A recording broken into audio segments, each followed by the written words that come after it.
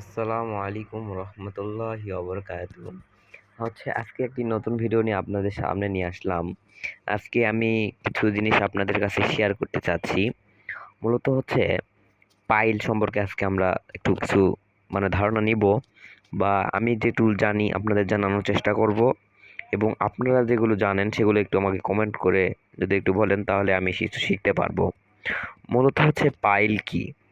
Pile মূলত বিল্ডিংয়ের সমস্ত লোড মাটির গভীরে পৌঁছানোর জন্য।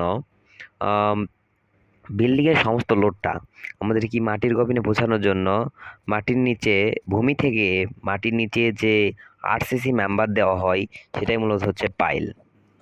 আচ্ছা, আরসিসি জিনিসটা কি? RCC reinforcement cement concrete. Reinforcement cement concrete, RCC.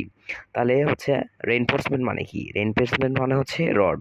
তাহলে আরসিসি মানে রেইনফোর্সমেন্ট সিমেন্ট কংক্রিট, মানে রডের সাহায্যে, রড থাকবে আর সিমেন্ট এবং রড সিমেন্ট কংক্রিট, অর্থাৎ কংক্রিট যেমন আমরা এমনি সিসি আর থাকতে পারে, সিমেন্ট কংক্রিট এখানে আর আর যুক্ত হলে রেইনফোর্সমেন্ট অর্থাৎ রড যুক্ত থাকবে।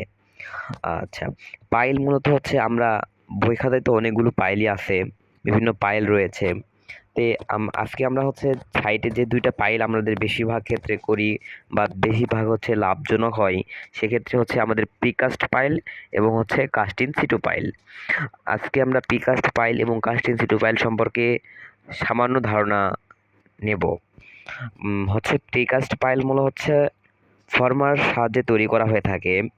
যেরকম আমরা একটা, যদি মনে করেন একটা বিম আমাদের বিম যদি ধরি, একটা কলাম যদি একটা ছাদের বিম ধরি বা গ্রেড বিম ধরি, এরকম ভাবে একটা ফর্মার মাধ্যমে যদিও একটি বড় এলাকা থাকে, সাইটে যদি পর্যাপ্ত জায়গা থাকে সেক্ষেত্রে আমরা প্রিকাস্ট পাইল করি। যদি পর্যাপ্ত জায়গা না থাকে সেক্ষেত্রে আমরা কাস্ট ইন সিটু পাইল করি। এই দুইটা পাইলই সাধারণত আমরা কার্যক্ষেত্রে ব্যবহার করে থাকি। প্রিকাস্ট পাইল ফর্মায় তৈরি করা হয়। প্রিকাস্ট পাইলের একটা জিনিস আছে, মূলত প্রিকাস্ট পাইলের যে সুটা ব্যবহার করা হয়েছে, মানে এবারে এর মতো ধারালোর মতো সুটা ব্যবহার করা হয়।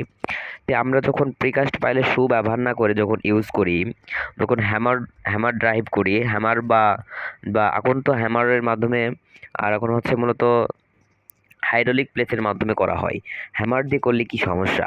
হ্যামার দিয়ে করলে মূলত যখন আমরা হ্যামার দিয়ে কাজ করি, মূলত আমরা যে সাইটে যে জিনিসটা আমরা দেখছিলাম বা আমার অভিজ্ঞতা থেকে, বা আমি শিখছিলাম মূলত, যে যখন হ্যামারের মাধ্যমে করা হয়, পাইলটাকে ড্রাইভ করা হয়, তখন আমাদের কি হয়েছিল, চার সাইডে যে বাড়িঘর ছিল সেগুলোর মেঝে ফেটে গেছিল। এজন্য আমরা সিদ্ধান্ত, অর্থাৎ ইঞ্জিনিয়ারগণরা সিদ্ধান্ত নিয়েছিলেন যে এখানে আমরা আমরা হাইড্রোলিক প্রেসের মাধ্যমে কাজটা করব। আমার কাছে এইটুকু ধারণা রয়েছে। আপনাদের কাছে কি ধারণা রয়েছে, বা আমার কথার যদি ভুল ত্রুটি হয় তাহলে আমাকে ক্ষমার দৃষ্টি দেখবেন এবং ভুল ধরে দিয়ে আমাকে উপকৃত করবেন। এবং কাস্টিং সিটু পাইল মূলত আমরা করি, গর্তের মতো করে করি, যার সাধারণ ভাষায় বলতেছি গর্তের মতো করে করি। মূলত আহ, এই আপনার তৈরি করি, কলামে যেভাবে ব্রিম যেভাবে করি না, কলাম যেভাবে আছে এরকম চারটি রড আছে কলামের, সেরকম ভাবে আমরা গোল পিলার যেভাবে করি সেইভাবে গোল পিলারের মতোই নিচে আমরা মূলত করি। মূলত আমরা যখন আমরা কখন পাইলে লেআউট দিই, বিল্ডিং এর যখন সমস্ত গ্রিড লাইনের লেআউট দেওয়া শেষ হলে মূলত আমরা পাইলের লেআউট দেওয়া শুরু করি। আমাদের আমাদের বিল্ডিং এর গ্রিড লাইনকে রেফারেন্স লাইন ধরে মূলত আমরা পাইলের পাইল পয়েন্ট দিতে হবে আমাদের। পাইল পয়েন্ট দিতে হবে। পাইলের যে আমাদের স্পাইরাল বাল রয়েছে, মূলত সাইটের মাধ্যমে দেখানো হলে আরো একটু ভালো বোঝা যেত। মূলত পাইলের যে রেইনফোর্সমেন্ট রয়েছে, এগুলোর রেইনফোর্সমেন্ট আমরা মূলত পাইলের যে রেইনফোর্সমেন্ট ইউজ করি, মূলত কমপক্ষে আমাদের সর্বনিম্ন 6টা ইউজ করি। আমাদের এসআই কোড অনুসারে, এসিআই কোড অনুসারে একটি কলামের গোল কলামের সর্বনিম্ন 6টি রড ব্যবহৃত হয়, 16 মিলি।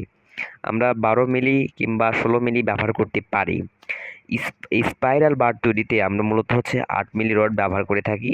কার্যক্ষেত্রে আমরা 10 মিলি বা 12 মিলিও রড ব্যবহার করে থাকি। মূলত হচ্ছে আমরা হচ্ছে যে পাইলের রেশিও, অর্থাৎ রেশিও মানে হচ্ছে অনুপাত। রেশিও বা অনুপাতটা আমরা কত দেই? পাইলের রেশিও দেই হচ্ছে 1 অনুপাত 1.5 অনুপাত 3। তাহলে একটা কি, মূলত এক হচ্ছে 1 ব্যাগ সিমেন্টের সাথে আমাদের 1.5 হচ্ছে 1 ব্যাগ হচ্ছে সিলেট স্যান্ড, অর্থাৎ হচ্ছে সিলেটের বালি ইউজ করি। তারপর হচ্ছে 3 ব্যাগ হচ্ছে আমরা ব্রিক চিপস বা স্টোন। ব্রিক চিপস মানে হচ্ছে খোয়া, বা স্টোন মানে হচ্ছে পাথর ইউজ করে থাকি। মূলত চলে গেল রেশিও সম্পর্কে। তারপর আসি হচ্ছে আমাদের সিমেন্ট সম্পর্কে। সিমেন্টের হচ্ছে দুইটা ভাগ, ওপিসি এবং পিসিসি। আমরা মূলত হচ্ছে রেইনফোর্সমেন্টে, অর্থাৎ হচ্ছে পাইলে মূলত হচ্ছে আমরা ওপিসি সিমেন্ট ইউজ করি। কারণ হচ্ছে মাটির স্পর্শে থাকে হচ্ছে নিচে থাকে পাইল, এজন্য হচ্ছে ওপিসি সিমেন্ট হচ্ছে ক্লিংকারের পরিমাণ হচ্ছে আমাদের 95 থেকে 100%, এবং হচ্ছে এটি সহজে দ্রুত জমাটবদ্ধ হয়ে থাকে। এজন্য আমরা পাইলে ওপিসি সিমেন্ট ইউজ করি।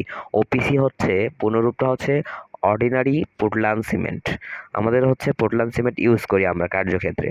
তারপর হচ্ছে আমাদের পাইলের আরেকটা জিনিস হচ্ছে, পাইলের ক্ষেত্রে আমরা কত মেজারিং টেপ, মানে কত ফুটে মেজারিং টেপ ইউজ করে থাকি।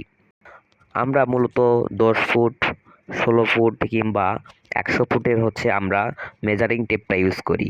টেপের সাহায্যে আমরা মূলত হচ্ছে মাপটা নিয়ে থাকি। মূলত হচ্ছে পাইলের যেগুলো জিনিসগুলো ইউজ করি সেটা হচ্ছে চিজেল। তাহলে চিজেল জিনিসটা কি? চিজেল মূলত হচ্ছে আমাদের আহ, ইটা, যেগুলোর মাধ্যমে হচ্ছে সাধারণ ভাষায় বলতেছি, যেগুলোর মাধ্যমে হচ্ছে আমরা খড়ি আহ, বা ড্রাইভ না, যেগুলো মূলত আমরা খড়ি সেটা হচ্ছে মূলত চিজেল। তারপর হচ্ছে কেজিং পাইপ। মূলত হচ্ছে কেজিং পাইপটা হচ্ছে গোলের মতো, হচ্ছে স্টিলের মতো গোল। আমি যদি প্র্যাকটিক্যালি দেখাতে পারতাম অনেক উপকৃত হতাম। তারপর হচ্ছে কেজিং পাইপ ইউজ করি। তারপর ট্রিমি পাইপ আছে আমাদের। মূলত হচ্ছে ট্রিমি পাইপের উপরে যেটা থাকে মূলত হচ্ছে আমাদের ওটা ফাইল। মূলত ট্রিমি পাইপের উপরে যেটা থাকে মূলত হচ্ছে ওটা ফ্যানেল। আচ্ছা, তারপর হচ্ছে আমরা পাইল মানে বোরিং পাইপটা ইউজ করে থাকি। কেসিং পাইপ তো বললাম। কেসিং পাইপটা হচ্ছে কিভাবে দিই? মূলত হচ্ছে আমরা যখন হচ্ছে 6 থেকে 7 ফিট আমাদের যখন মানে বোরিং করা হয়ে থাকে, বোরিং শেষ হয়ে থাকে, সেক্ষেত্রে আমরা হচ্ছে কিসিং পাইপটা হচ্ছে আমরা যখন বসাই।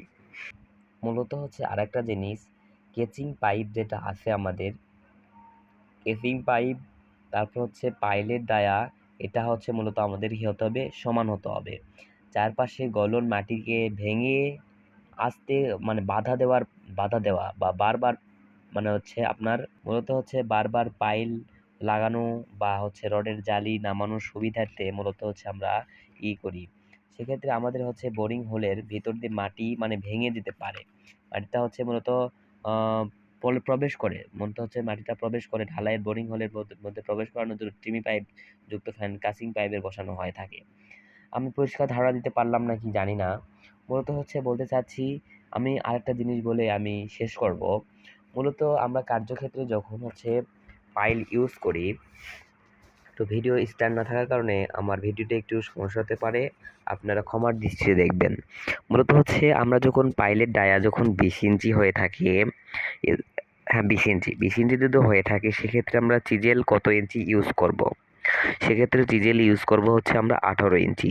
আমাদের একটা সূত্র মনে রাখতে হবে বা নিয়ম মনে রাখতে হবে, যদি পাইলের ডায়া 20 ইঞ্চি হয়, সেক্ষেত্রে আমাদের চিজেল হবে হচ্ছে 18 ইঞ্চি, মানে 2 ইঞ্চি করে কম হবে। এক কথায় পাইলের ডায়া যদি 22 ইঞ্চি হয়, তাহলে চিজেল হবে 18 ইঞ্চি। তাহলে অনেকেই বলতে পারেন যে পাইলের ডায়া হচ্ছে 20 ইঞ্চি, চিজেল হচ্ছে যদি 18 ইঞ্চি হয়, তাহলে হচ্ছে মূলত আমরা, তাহলে তো মূলত আমাদের মানে কেচিং পাইপ বা ইটা বসাতে পারবো না। আপনি বললেন কেচিং পাইপ এবং পাইলেটটা একই হতে পারে, তাহলে কেচিং পাইপ কিভাবে বসাবো?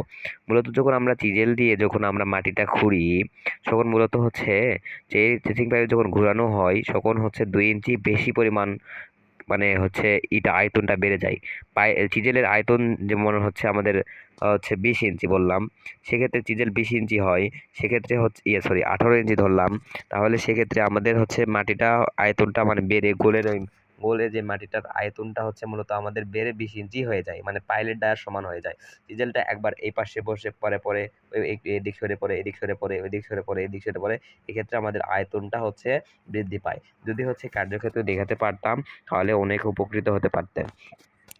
আজকে এই পর্যন্তই। আমি আশা করি আম, আপনাদের হচ্ছে আমার মানে যে জিনিসটা আমরা জানি সেটা আপনার কাছে উপস্থাপন করতে পারলাম কি জানি না। আপনারা যে জিনিসগুলো জানেন মূলত হচ্ছে আমি শেয়ার করতেছি, আপনারা যদি কমেন্টে বলে দেন তাহলে আমি অনেক উপকৃত হতে পারতাম। শিক্ষা সবার থেকে নেওয়া উচিত, এজন্য বলতেছি আমি শেয়ার করলাম, আপনারা যদি একটু শেয়ার করেন সেক্ষেত্রে আমরা অনেক উপকৃত হতে পারতাম। আজকের এই পর্যন্তই। আরেকটি নতুন ভিডিওতে আপনাদের সাথে দেখা হবে ইনশাল্লাহ। আসসালামু আলাইকুম ওয়া রাহমাতুল্লাহি ওয়া বারাকাতুহু।